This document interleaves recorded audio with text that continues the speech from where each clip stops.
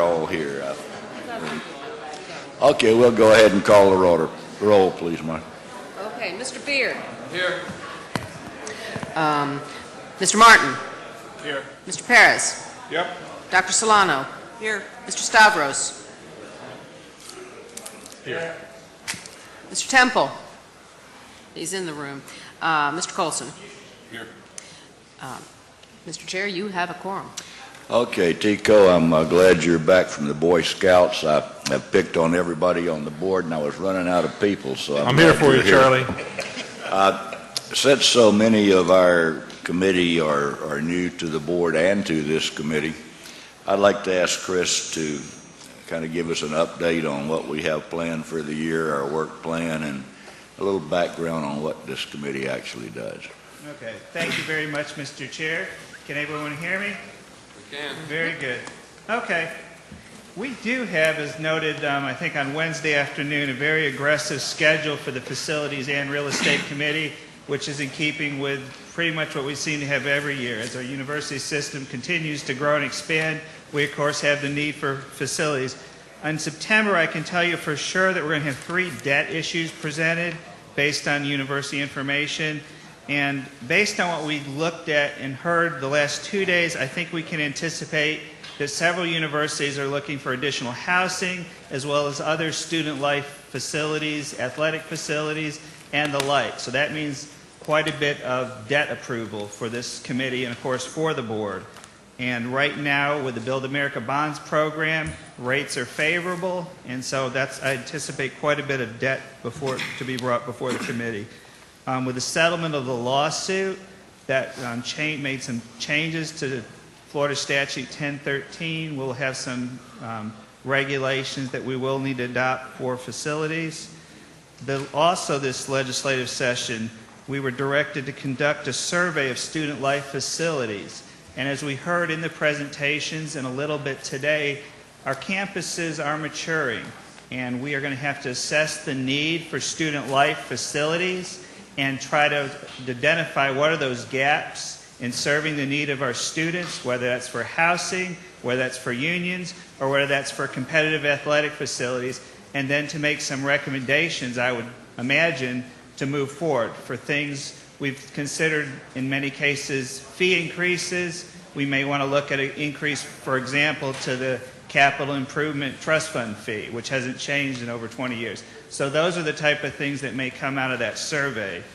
Finally, and I'll move to some slides, we'll be having the PICO process. And I know many of you are quite familiar with the PICO process, and I'll just walk through this very quickly with your permission, Mr. Chair. So, the building project process, this is all the many components. And I know some of you served on the university boards of trustees. We have many components, and I'm going to go through each of these individual. So here we have the legislative budget request. We're all familiar with that. There's an operating budget request, and obviously there's a capital budget request. Many times we call it the PICO budget request, but there's other components as well. There's the master plan. We heard from the universities, and they talked about their work plans, how they're all in the middle of their master plan updates. The master plan helps drive the university's vision for the campus.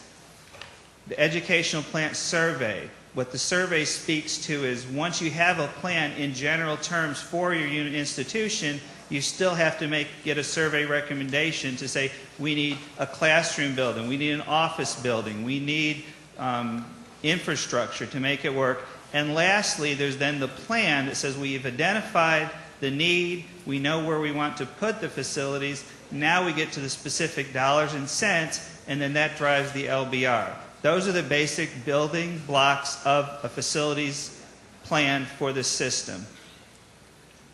So then let's focus on the master plan.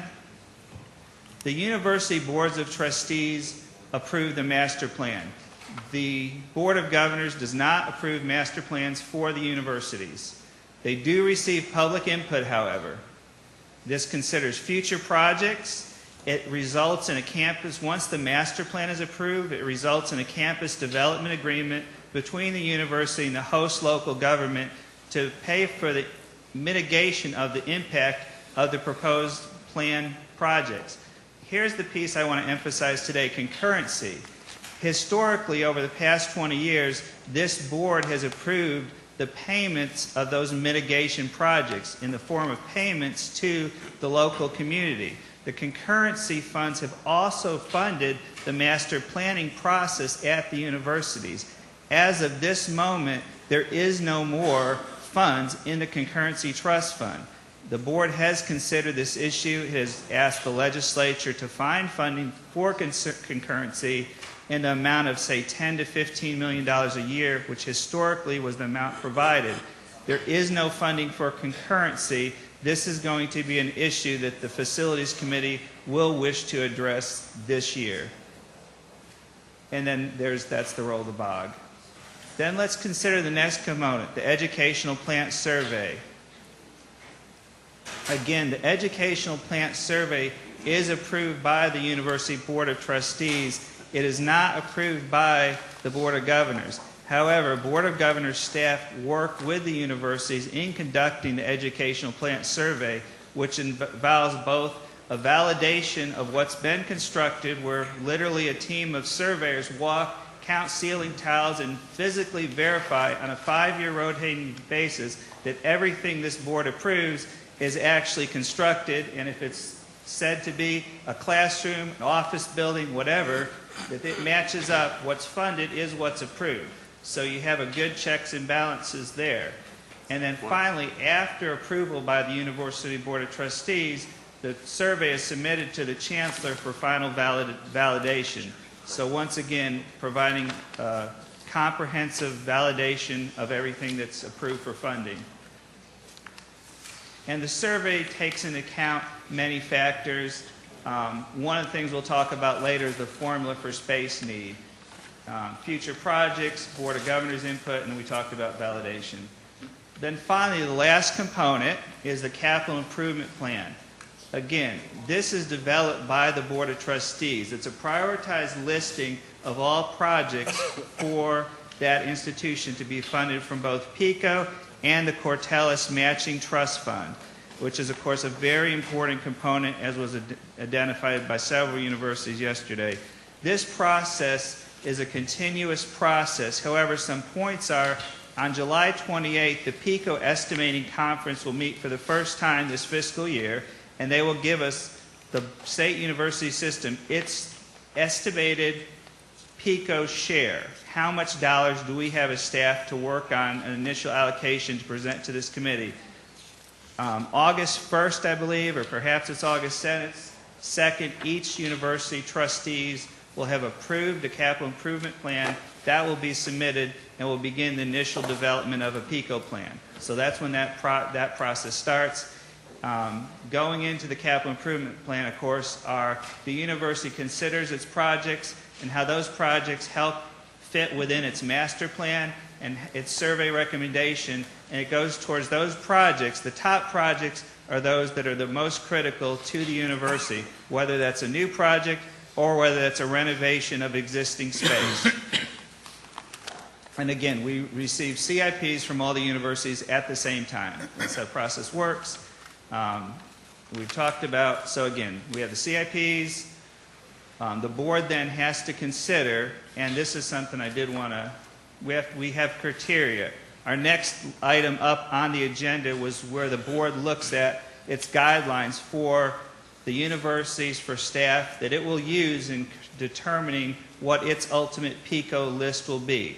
So the board also looks at what are the past legislative actions, meaning if a project has been recommended by this board to continue that project, to move it forward to completion, we have to look at the past guides what happens in the future. We have to finish funding projects that we have started and authorized as a board. It sounds relatively simple, but it is certainly not. It's a very complex process. One of the things I think the board may want to consider this year, and I think is looking not just at what is the need and what are the PICO projects, but what is more the absolute need? What do we think, similar to as we do in the operating budget? We know what our base budget is, but then we say, what can we do more? What additional facilities do we truly need to best serve our students, to integrate with our strategic plan? And what would that number be? So that's something that will also be coming forward in September. And again, the formula helps us in assessing that. The 3-year project list, the board does approve not just a 1-year funding request, but a 3-year request, and that's required by law. It's required. And there's also a 5-year plan. The 5 years, the universities adopt a 5-year plan. The system, we adopt a 3-year plan, because that's about as far out as you can estimate PICO. And again, that's a very high-level overview of the PICO process, and makes everyone dizzy. But it is a very well thought out. This process has been in place for many, many years. I find this presentation was very helpful. Hope it's been helpful to the committee. I'll be glad to take any questions. Anyone have any questions of Chris? Okay, thank you. I thought Governor, that was helpful. Mr. Chairman, if I might, I tell you, the one thing I've learned over the years is, and this is one man's belief, I happen to believe the PICO process is one of the better systems approach to an issue in government, not just in education. I'm sure it is not a perfect system, but I will tell you, there's not a project that doesn't end up being built that has not gone through, as you can see here, a level of scrutiny that's probably unparalleled. I almost wish that I'm not advocating this, but almost wish we had something like this on the programmatic side so that we could better vet programs to make certain that they've been through a level of scrutiny and consideration for not only institutional appropriateness but system-wide appropriateness that is as good as this one is. So when I deal with the legislature, or when I deal with the governor on issues, and we talk about PICO projects, the fact that what you hear lamented oftentimes is, well, I'm not sure about those projects because I don't know the process they've been through. If it's been through the PICO process, start to finish, people should have a very good level of confidence that it was necessary, it was important, and it was scrutinized for efficiency all the way up to the ribbon cutting on the building. It is that good a process. Well, thank you. We've been with that process for a number of years now, and rarely, obviously, you hear universities say they wish they were higher up on their priority list, but rarely do you hear serious complaints about the fact that it was not done in a fair fashion. Okay, I'd like to move to the third item on the agenda, which is the approval of the 2011-12 LBR FCO policy guidelines. These are actually located, as far as your material are concerned, as part of beginning on page 3 of the Budget Committee tabs. This basically is a readoption of previous policies. It's been reviewed a number of times. Does anyone have any questions about that or for Chris? If not, I would entertain a motion to approve the policy guidelines. So moved. Moved and seconded. Are there any questions? All in favor, please say aye. Aye. Opposed? Motion carries. Now we get to the gist of today's meeting. There has been a great deal of discussion for a number of years as it relates to the definition basically of what is functionally related. This deals with what can be funded through various bond issues. It's been discussed at our board. It's been discussed with the state. There are regulatory legislative guidelines. Ben Watkins' group is very much involved in this. So, Chris, would you, at the last board meeting, it really became evident that we needed to look hard at these areas. Would you tell us what's happened since then, please, sir? Yes, be very glad to, Mr. Chair. And as you said, this will probably be the bulk of our meeting today. And this is, again, a complex issue, and I will do my best to lay out what we have done so far as staff and where I believe we currently stand.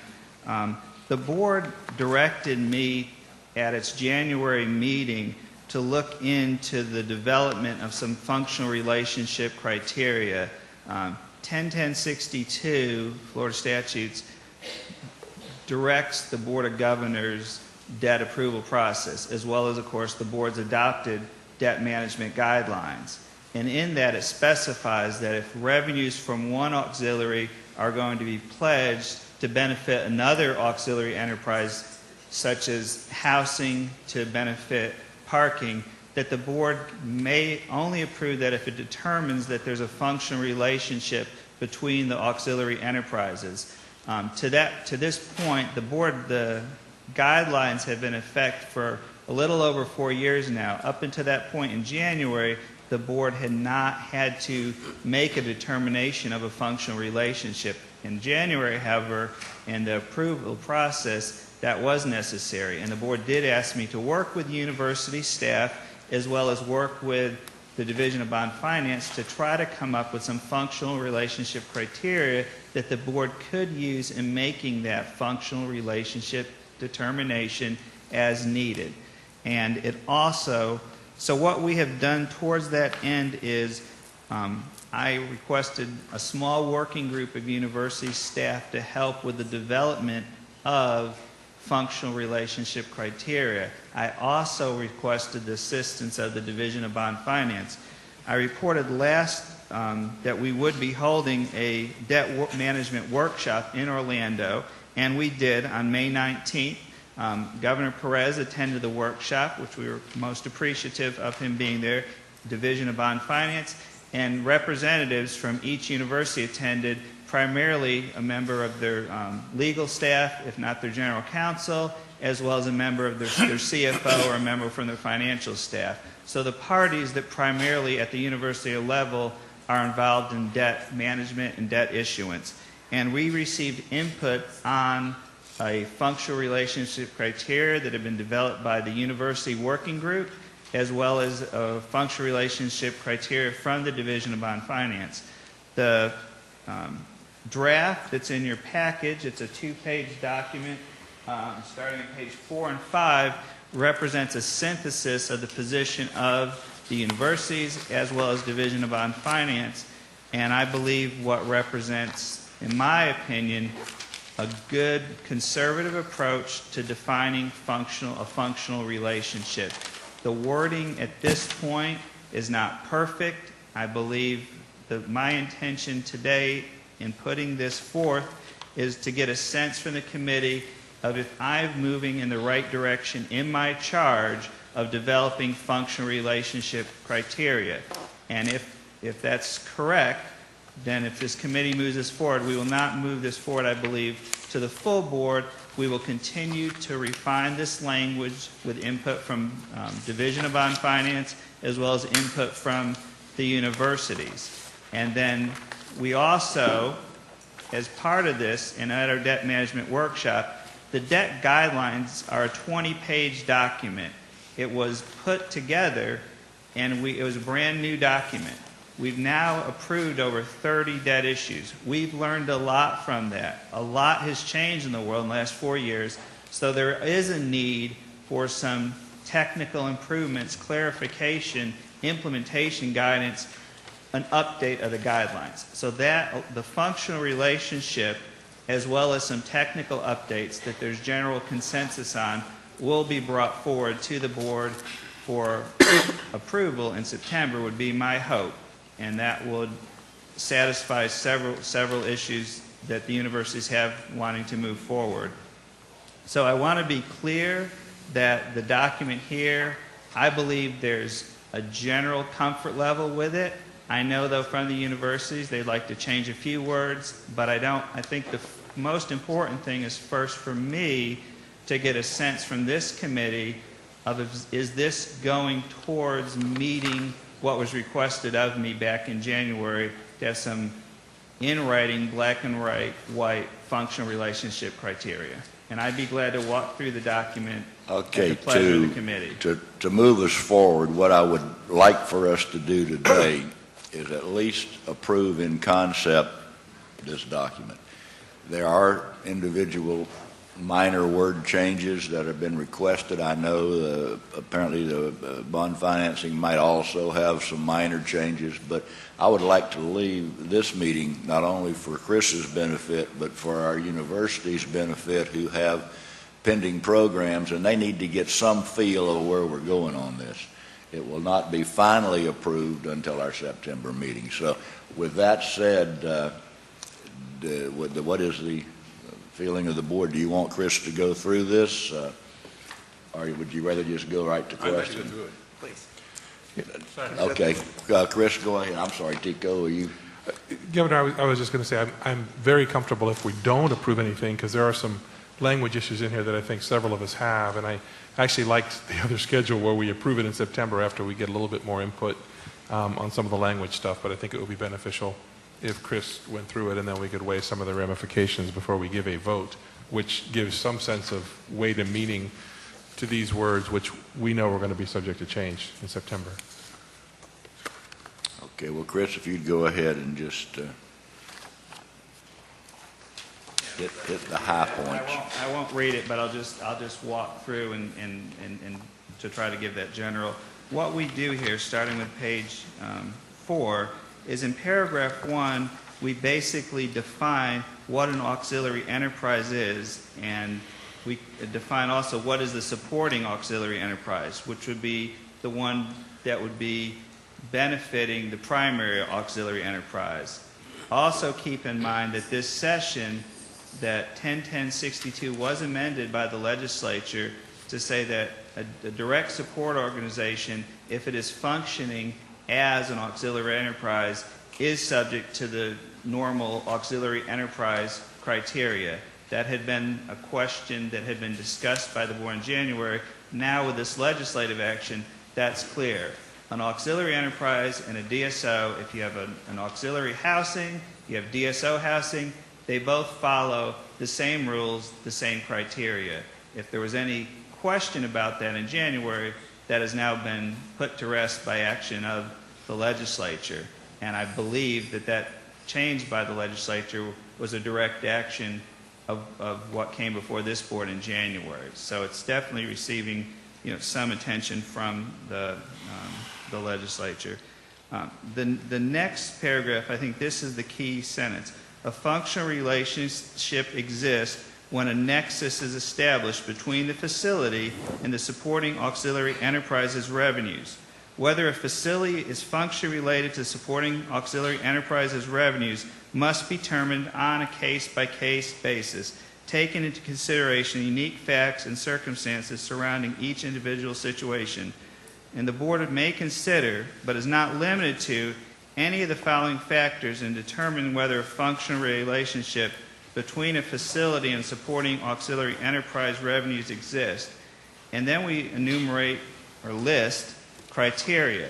And what I want to point out is we initially did consider just having a checklist and saying, if a university, if a proposed project met 2 out of 10 of the criteria, or 3 out of 10, or a majority of the criteria, well, then the preponderance of the evidence would lead, the presumption is it's function related.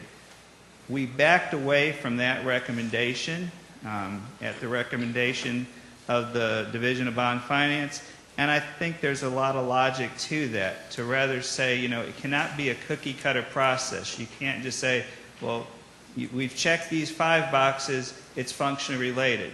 We've checked 6 boxes. It needs to be something that the board can just intuitively sense from the project that's brought before it, yet we do want to have factors that should be considered. And certainly a common sense would say if it meets more factors than fewer factors, it seems to indicate a stronger function relationship. But yet the board, even if it only met 1 criteria, but it was very strong, say, for example, the very first one, the facility cannot be successfully operated without the benefit of the services provided or activities offered by the supporting auxiliary enterprise. That alone might be sufficient to demonstrate a functional relationship. Madam Chair. Chris, can you give me an example of what that means? What's a practical example of what bullet 1 means? An example of that might be if you have housing, and your housing is in a brand-new area of campus, and there is no parking around, yet it's in a wetland area. And so to put in sufficient, surface parking for the students, you wouldn't be able to do it. So you say, well, we have to build a parking garage for those students to have somewhere to park their cars. So that parking garage would be function related to the housing. It would be for the exclusive use of those students. And otherwise, you'd have housing, but the students wouldn't be able to park, and so the housing project wouldn't succeed. Or another example might be, again, housing located in a new area campus. It doesn't have a dining facility. You want to put up some type of dining facility adjacent to housing so the students have somewhere to eat. Otherwise, housing might not be as successful, or might not even be able to operate if you say, well, you can live here, but there's no provision for you to have a meal plan. Those would be the best examples I could think of. And can you tell me, given how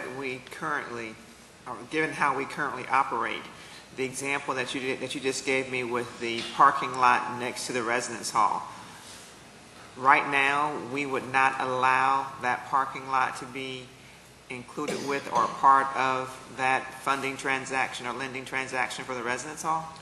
No, ma'am. Right now, we would allow that, and we have approved that in the past.